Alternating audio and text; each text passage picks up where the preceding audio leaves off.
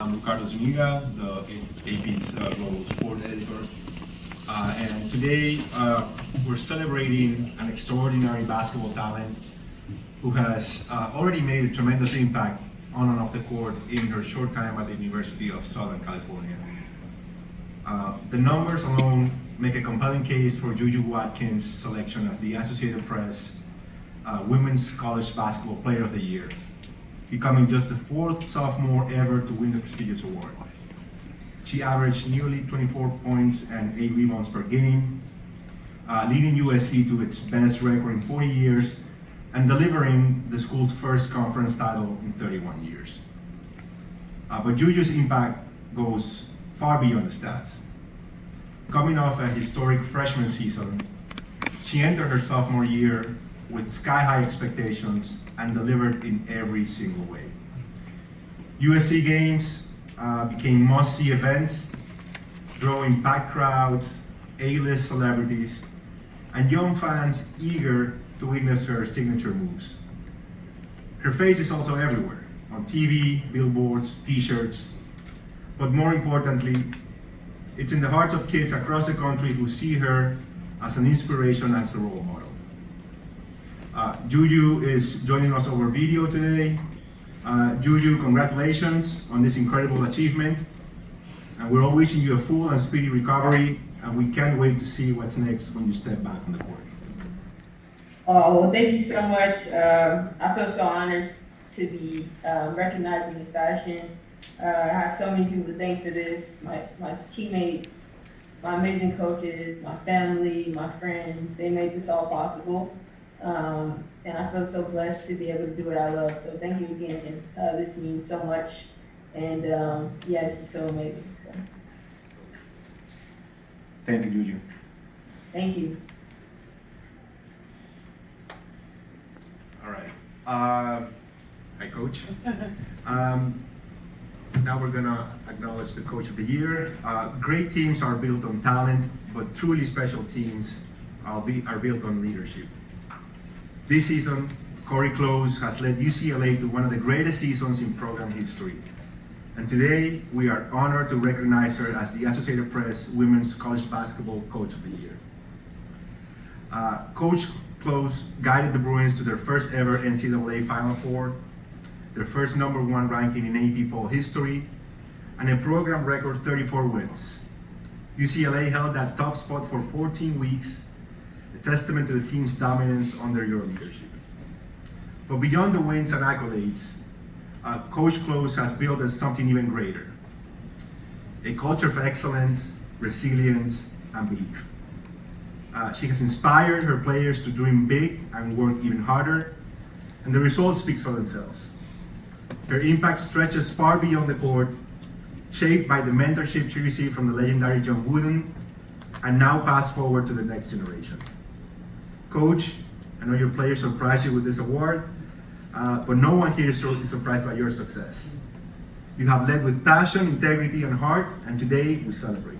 So congratulations and best of luck in the Final Four.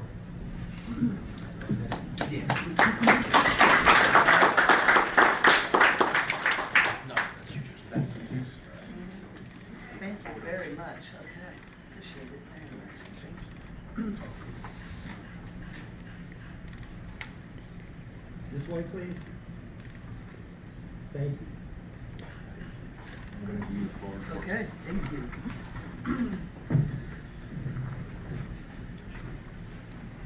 Thank you all for being here. I just wanted to congratulate JuJu.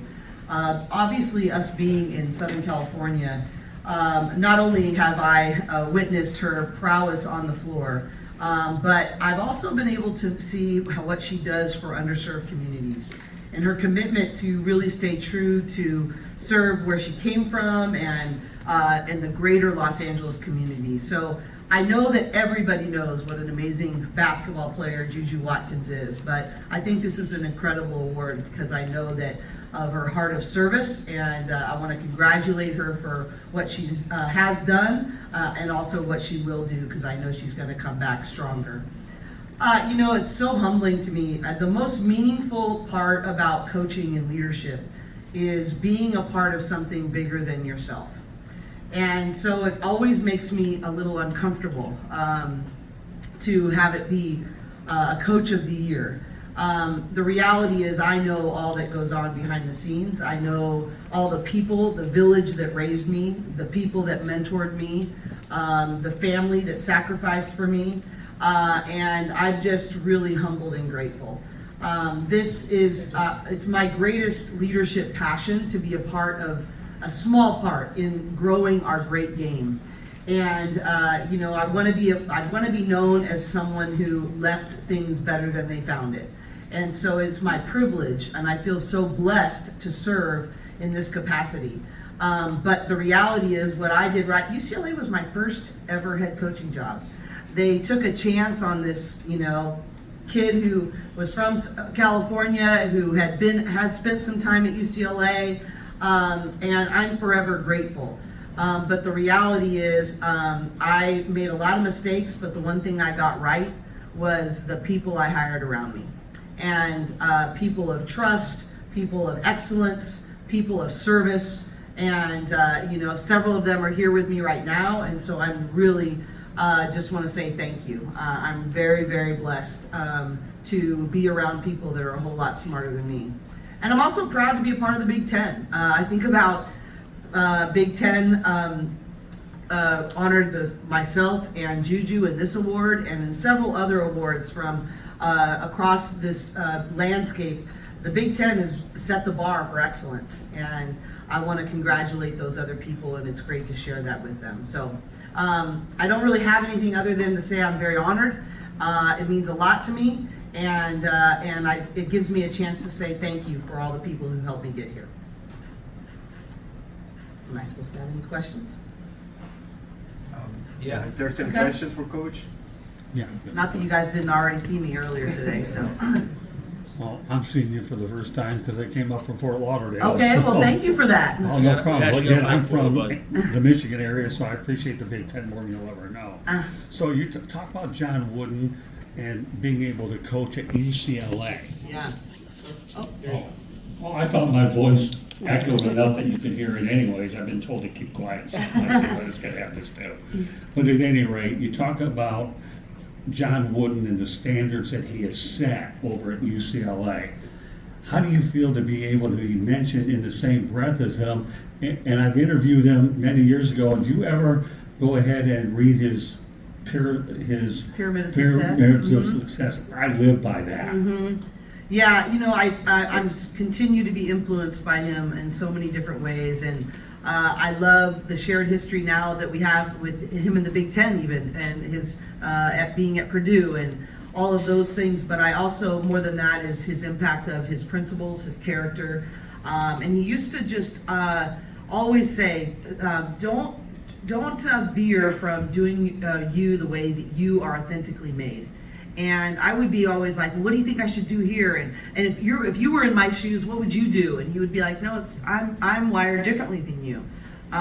Go ahead and live by the principles and the values that you have set forth. And that was always so freeing to me. But the bigger thing is, you know, what you talked about in terms of just his, you know, being even mentioned in his breath, the same breath as him. The reality is that if I could just be as much of a giver as him.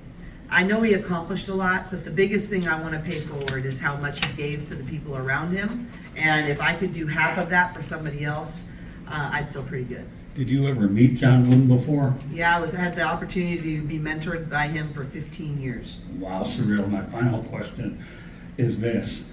Mick Cronin struggled with going into the Big Ten because of the crazy travel schedule, and he hasn't embraced it as much. How have you embraced the travel schedule going across country, knowing that you indeed have so much respect for a conference that not only makes a lot of money, but a lot of opportunity in terms of academic, and Yeah. in addition to the fact that you're the only school that actually in the Big Ten, both men's and women's, that are actually in a Final Four.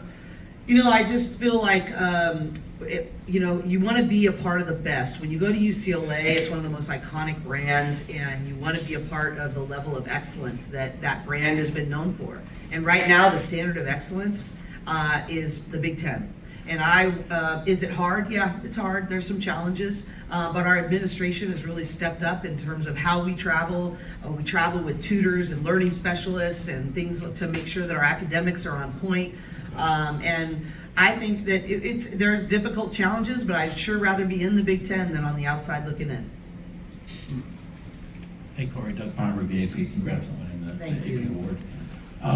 You mentioned JuJu and yourself, obviously, just the rebirth of Yeah. basketball in LA from the college Incredible. standpoint. How great is it for you to be part of rebuilding that Mhm. college basketball in that area? Yeah, it's I really every time we played USC 3 times, and it just every time I was like, I get to coach in this game. I'm blessed enough to be a part of this incredible rivalry. And then in both locations, it really was Celebrity Row. It was amazing attendance. It wasn't just sold out the week before. It was over a month before each time the arenas are sold out. And I just think we're both partnering to be a part of growing girls and women's basketball in all of Los Angeles. And what a privilege. And we're 2 top 5 programs that are competing, and obviously we have great players on both sides. And so, it's sort of the mecca right now. It is sort of the most storied rivalry right there with 2 of the most storied teams, and I'm getting to be a part of it. I'm pretty fortunate.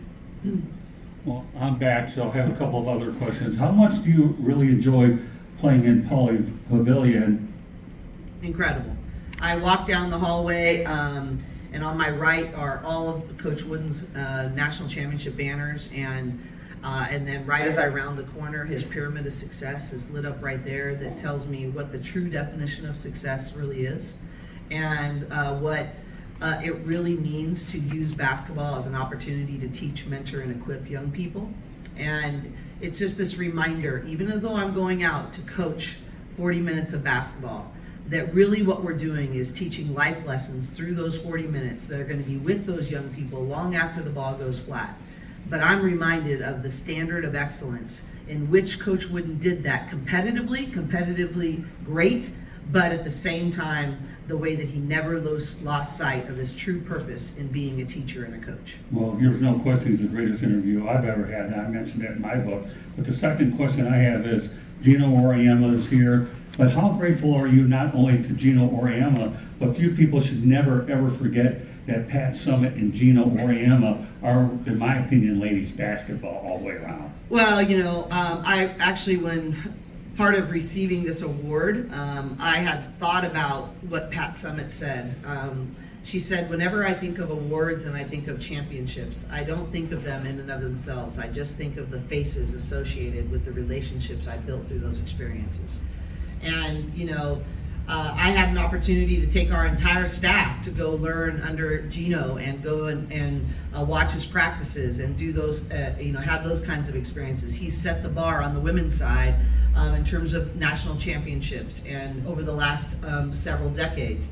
I think it's tremendous. And I think, one of the other things that Coach Wooden always taught was that to be a consummate learner, to always never stop learning the next thing. And so for me to have a chance to learn from people like Pat Summitt and Gino Auriemma, I just feel so blessed to be able to take the baton and try to continue to move it forward in my own way. Thank you. Thanks, Coach. Thank you, everyone. Thank you all, really appreciate it. Thank you, Coach.